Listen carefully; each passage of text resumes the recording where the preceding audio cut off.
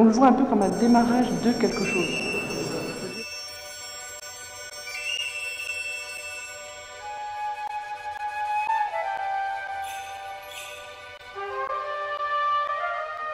L'avantage du rhizome, c'est que c'est en lien avec tout. Ça ne cesse de se reproduire, c'est souterrain, c'est bien intéressant, c'est une racine qui va ressortir de temps en temps. Donc finalement, ça ressemble bien au travail de l'artiste.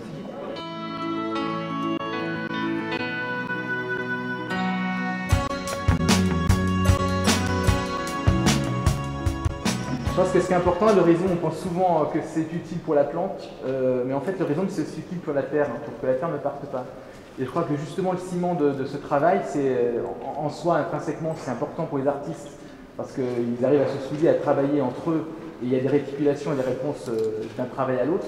Mais c'est aussi important pour nous qui sommes un peu la terre des artistes et qui sommes retenus par ce travail. Et on pense souvent à l'utilité du rhizome pour la plante, mais l'utilité aussi pour l'écosystème et pour l'environnement qui gravite autour du travail des artistes.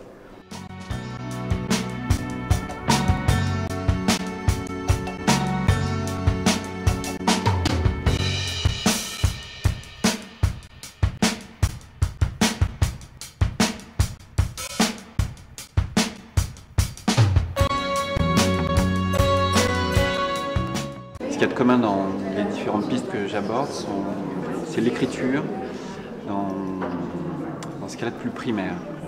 Là, présentement, avec cette sculpture, on est dans l'écriture répétitive, un petit peu comme peuvent être des synapses vues au microscope, des cellules.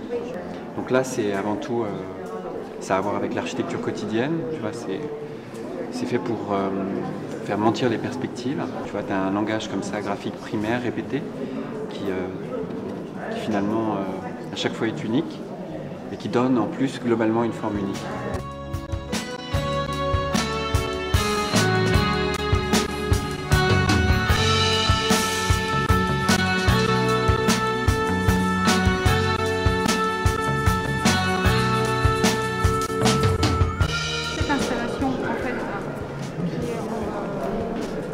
Moi j'ai appelé l'un et l'autre, parce qu'en fait c'est une connexion qui existe entre l'humain et le végétal et les racines de lierre qui viennent envahir en fait l'humain.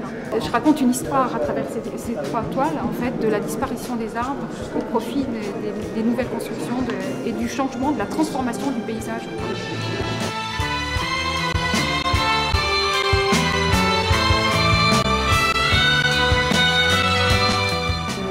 Depuis un moment sur la mémoire de la terre agricole et de la terre cultivée, la mémoire des ouvriers agricoles et des paysans en fait, et de l'impact qu'ils laissent sur le paysage et sur la terre. Et le lien entre nous c'était ça, c'était l'homme et la nature et ce que l'homme fait de la nature et comment ça se transforme.